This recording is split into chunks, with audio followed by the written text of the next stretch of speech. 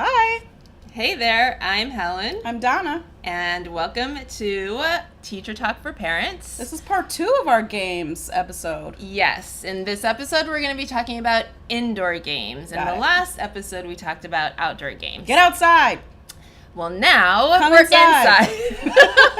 We're inside and we're talking about indoor games. Yes. Because it's summertime, kids are home, but we do this in the classroom as well. Teachers have their students playing games. There's an educational component to game playing as well. That's fun. Definitely. There's so many things that are important about following the rules Yes. of playing games and working with each other and working with the kids at your table That's if right. they're in the classroom. Yes. And working with your friends and family if you're home. That's right.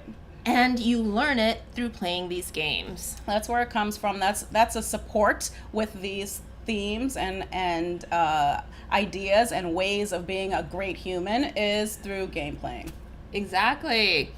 So, a lot of times in school, I taught first grade mainly, but I've taught other grades too. I taught fourth grade once, and I noticed that in third grade is when the switch happens. The switch meaning they go from loving their teacher and everything about their teacher from K through second. And then in third grade, it changes. Yeah. And I've spoken to parents, and that change happens at home as well. Yeah. So maybe they're not interested in communicating as much or answering questions or talking or chatting with their parents or with the family when they come over to visit.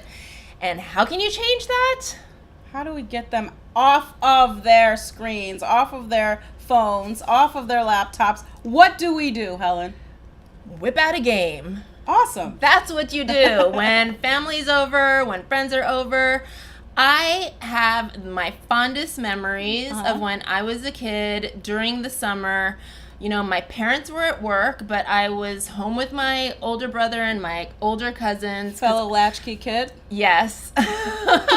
I was the younger one, so I was always following them, and Okay. I'm pretty sure I was really annoying to them, but I loved being around them, and they would play Yes. Monopoly and Uno and Helen, look what I brought. ta-da! We Uno have cards. Uno cards. That was Do you fun. know? I love this Uno game was fun. so much. I have so many memories of summertime Yeah. playing Uno with my family. And did you have all these crazy added rules where you can't, if you pick up a draw 4 and I have a draw 4, I can put another draw 4, but then the person next to you can't put another draw 4, but then the other person can't put a draw 4. Did you have these added rules that were not necessarily in the Uno handbook, but you wanted to switch it up and change? I can't remember. Probably can't remember. That I happens do all the know time. though. Families add rules to things. I don't know if we added rules, but Yeah. I know oftentimes we would use 2 decks in one. Ooh, so see, I never did that. yeah, we would use 2 decks in one. Okay. But the point is that this is that time. Indoor games is that time to not only add on to lots of different benefits and skills for the child, academically as well as socially.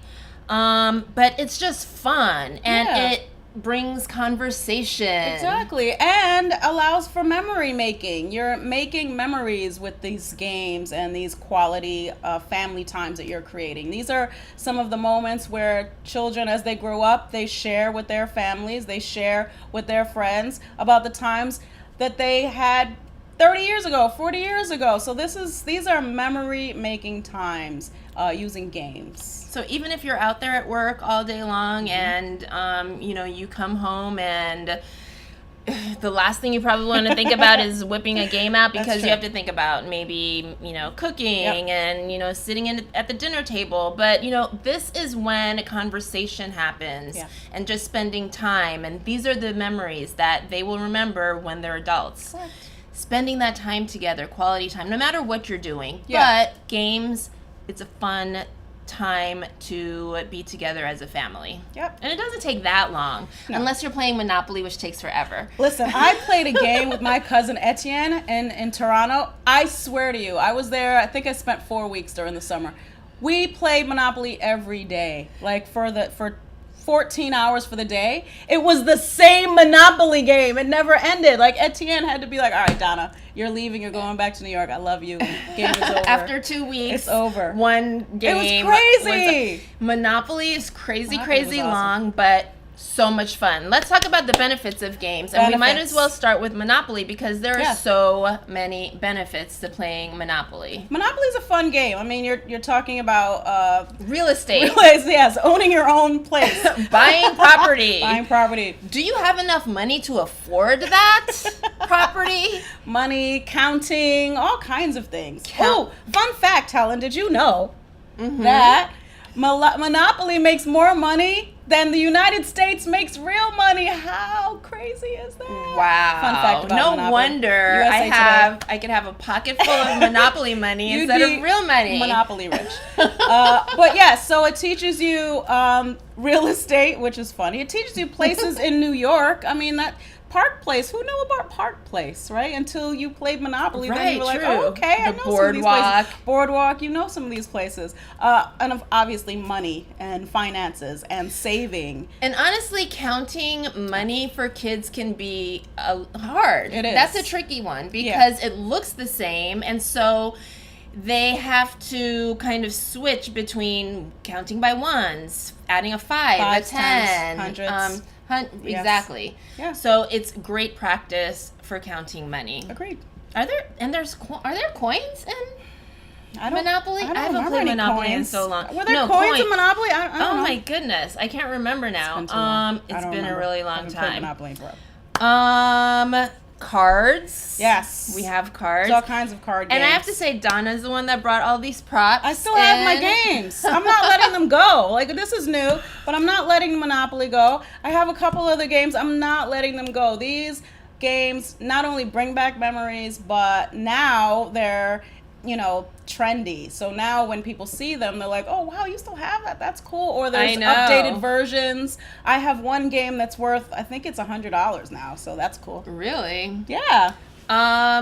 Cards. So many benefits. There's so many different games. Yes. To play with cards. Go to any cookout, you'll see all the games. And it helps with numbers. Yes. It helps with counting. It helps with strategy making. Working with your partners, going back to the same thing, just working with someone, working with a team, working with your partner, strategies, creating strategies, just having an understanding of the rules and the complexities of games and working around them to win. You know, another game that you don't have it, but I played it a lot when I was a kid, is... Oh my gosh, I think I just forgot the name, but Battleship? Oh, Is it wow. Battleship? Yeah. Do you remember Battleship? I do. I never really played that, but I've seen it played when I used to work in summer camps. Yeah. I played that, and I loved that It's a good game for strategies. Yeah. It trying is. to figure it out. And honestly, I mean, you think about, you laughed when I mentioned real estate for Monopoly, but like Battleship is a war game, for goodness sake. I mean, it's like real life issues within these games. That's right. That can bring on another conversation with your child, like as you're playing or after you play. It's like, it's all about creating conversations and getting them to talk with you and be social and get out of their room and get off of the iPad. That's right. And be social. Get off of the cell phone. Exactly. Yes, if they're older. I brought another game. Let's see it. I brought Memory. Do you remember Memory? There are all kinds of versions of this. This one, I think I bought this in my parents probably bought this. This is a 1996 Milton Bradley game. I'm not letting it go. There are different versions and variations of this. This is like the animal one. So do you take this? Did you take that into your classroom and do it with students? I did, but we also made certain memory cards. Like my students, I think this was a 3rd grade class where they would make their memory cards. So you can have them draw on 2 different cards, the same picture, and that's a set. And you would just keep creating sets of cards and then play your memory game with the cards that you created. Of course, laminate it. Teachers know about laminating. So you would laminate them and they would have their own deck of memory cards. So you don't have to buy anything. You can create your own cards from memory. And you could go to Staples to laminate. Staples has it. FYI. Has the laminating. Or So any teacher store. true. Memory is a good one for remembering things, of course. Oh, Helen's looking at my what stash. else? I brought one that I absolutely love that I think now is worth a lot. Simon. Who knows about Simon? Simon is awesome. I think that I only played that maybe once. I love Simon. So Simon is pretty easy to play. You can have a few players, but basically you have to memorize the how Simon is lighting, which light Simon is lighting up. So it'll say yellow, red. Then you go yellow, red, blue, yellow, red, blue, yellow, red, blue, and you blue, have to yellow, red, remember blue, blue. this. You have to remember, and you can have different players. So here's the thing, parents. Loved Things it. like these games and puzzles. Puzzles is another great. Sorry, I'm just putting everything back because I don't trust Helen. She Yeah. doesn't want to take it. No, she is. So puzzles is not really all that social, to tell you the truth, even though maybe perhaps it could be. Yeah. But in terms of just skills that is so important and necessary. Yeah. So I remember you told me about kids taking a test for like gifted and talented. Yes. Tell us a little bit about that, because it's really important. Puzzles and memory and things like this. Tell us about that. So, gifted and talented, in New York City, you have to take a test. So kindergartners will come in and take a test to enter the gifted and talented realm. And the test is comprised of mostly puzzles. So on a piece of paper, it's maybe 6 or 7 pages of puzzles, and they have to simply identify the pieces and where they might go. So they're not necessarily putting the pieces together, they have to identify certain pieces and figure out where they go on this larger piece of paper, and either circle it or point to it. But the test is mainly comprises of puzzles that they either have to solve or identify pieces to figure out. It's kind of fascinating because although these children might be readers, so these kindergartners might be good readers and they can read, and that's part of the test too, but most of it is all about puzzles. Which makes sense. Because it really is a gift to be able to have that skill, even as an adult. Like I watch shows, like you mentioned before, being we were latchkey kids, so which means that our parents worked, so we came home and did our homework, but maybe while the TV was on. I watched a lot of TV. I still watch TV. I watch shows like Survivor and Big Brother and corny adult shows like that, but all of these shows have these games that these adults have to do, like solving puzzles and this higher order thinking that is important. Yes. Not only as a child, but also as an adult. It's important. These are skills that you need to know, and they make you better academically, just understanding strategies and being able to solve questions. Yeah, and which we will need, or adults need, in the workplace. Yes. So regardless of where you work, these are skills that you need. So playing these games will bring you great fun time with hopefully lots of conversation and laughter and just time with your child. Yes. But it also Creating brings memories. creating memories. Yes. But it also brings skills that are important for school. Yes. Because it's important to play well with others. Sure. How to have a conversation, social, participate, being social. All of those teachers love in the classroom. You don't want the child that's, it's, of course, there are many kids that are quiet. And they exceed in other ways, yes, sure, but we're the constantly always the social like, aspect is very important. In every parent-teacher conference, there's a conversation about if your child participates or not. And maybe some kids participate way more than they should, and some kids participate way less. Yes, that's true. So all of this game playing is really important in school, in the classroom, at home, when they grow up and get a job. They should know how to play. Yeah. Yeah.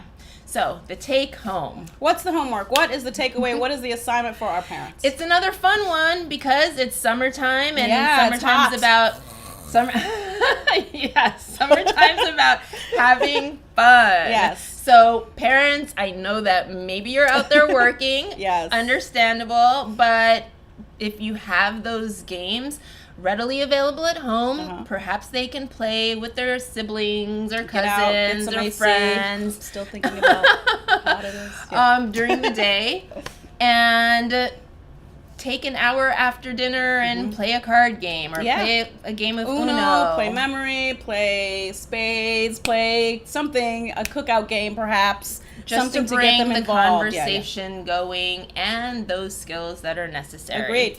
So what game are you going to whip out, parents? Tell us. Go to our Facebook page, go to our Instagram, email us. We're on all of the things at Teacher Talk for Parents. Let us know what you're playing with your children. And it's Teacher Talk, the number 4, not FOR. It's Teacher Talk for Parents, the number 4.